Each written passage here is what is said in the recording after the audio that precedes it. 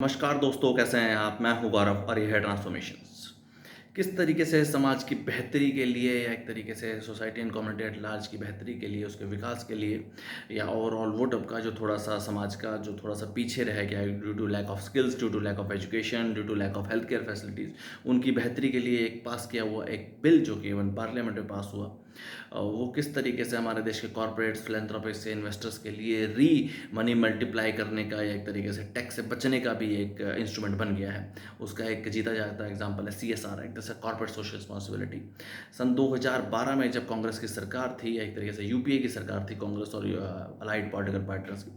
उस समय पे एक सीएसआर एक्ट पास किया गया जैसे कॉर्पोरेट सोशल रिस्पॉन्सिबिलिटी, और उसके अंदर ये नियम कानून लगाए गए कि लगभग 1000 करोड़ रुपए से अगर कंपनी ऑर्गेनाइजेशन का टर्नओवर ज़्यादा है तो उसका नेट प्रॉफिट के 2% उनको समाज की बेहतरी के लिए, society and community at large की बेहतरी के लिए, उसके उत्थान के लिए 2% देना होगा। वो जिस भी एनजीओज, ट्रस्ट या सोसाइटीज़ को देना चाहें, जो उनको ठीक लगे वो उसको दे सकते हैं। बट देखा ऐसा गया कि हमारे देश के फिलैंथ्रोपिस्ट, कॉर्पोरेट्स, इन्वेस्टर्स ने वो पैसा अपनी खुद की ही फाउंडेशन बना ली, अपनी खुद की फैमिली फाउंडेशंस, एनजीओज, ट्रस्ट बना लिया और उसमें ही ट्रांसफर करना शुरू कर दिया। इनिशियल फेज़ में ऐसा देखा गया कि वो सिर्फ 2% ही ट्रांसफ़र जो पर्टिकुलर उस एक्ट के थ्रू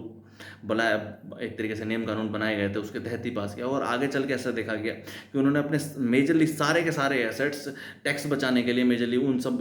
जो अपने फाउंडेशन है, फैमिली फाउंडेशंस में ही नॉन प्रॉफिट के नाम पे डालने शुरू कर दिए। इससे सरकारी टैक्स भी बच जाता है और उसके बाद वो पैसा किसी एनजीओज, किसी ट्रस्ट या एक तरीके से किसी फाउंडेशन को विकास के लिए नहीं मिल पाता, जबकि वो पैसा सिर्फ और सिर्फ एक तरीके से फिलैंथ्रोपिक